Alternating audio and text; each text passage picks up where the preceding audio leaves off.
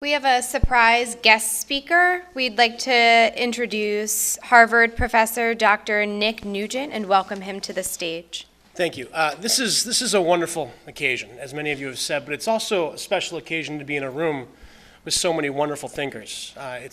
It's truly amazing not only to be in the conversations out during the cocktail hour, but also in here. And I'm learning just as much from you as hopefully you are from each other. So this is very special. It's also very special too because I'm missing a 8 a.m. tea time, 78 degrees and sunny to be here. So you know it must be very special. But this is wonderful. I remember when we launched it, it was a good feeling, and now it feels like that company is getting older, and now she's moving out of the house. So it's a very special feeling. Years ago, when Priya asked me to be involved in this startup, I did what I always did.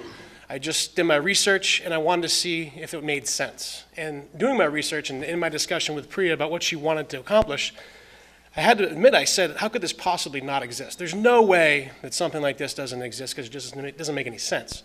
But it was true. It wasn't out in the marketplace, and they were able to see this opening for a wonderful idea and a wonderful product. Even more attractive than the actual product, although, was the actual team itself. Priya and Vamsi were a wonderful team, and it was very obvious right off the bat that they were here for the long run and they were here to make something special happen. This would not happen without Vamsi. Vamsi was able to see the opening in the marketplace. He lived in the medical field.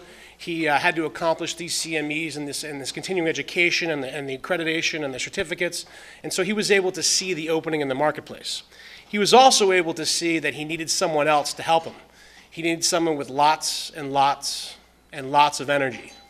Priya. As you can probably imagine, he needed that in addition as well. But they were wonderful colleagues and wonderful friends, and it's a pleasure to be involved with them because it's a good team. My favorite part about both of them, though, is that one of the most important strategies in marketing is to have the theory of the best idea should always win. And for those of you who have been involved with entrepreneurs, that's not always the case. There's a tremendous amount of ego. And there is not that giant ego with these two. It really is the best idea always wins. And that's the way it should be in marketing.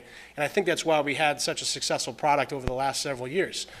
We've done a lot of things to fine-tune this product. Case studies, focus groups, a tremendous amount of primary research, a lot of modifications and justifications of those modifications of the website and what we do.